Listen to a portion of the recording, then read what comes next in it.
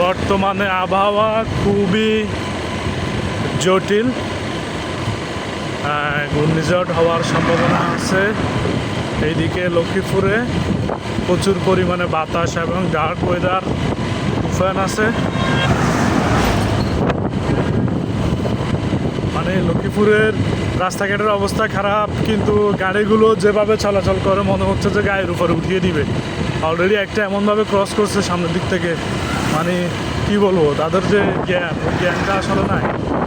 মানে যা তা অবস্থা। আর আমি তো সামনে মাথারি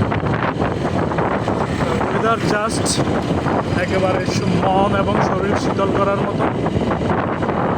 আর গত কয়েকদিন যাবৎ যে পরিমাণ তাপ পড়ছে, মানে গরম পড়ছে, একেবারে পুরো অবস্থা খারাপ হয়ে গেছে।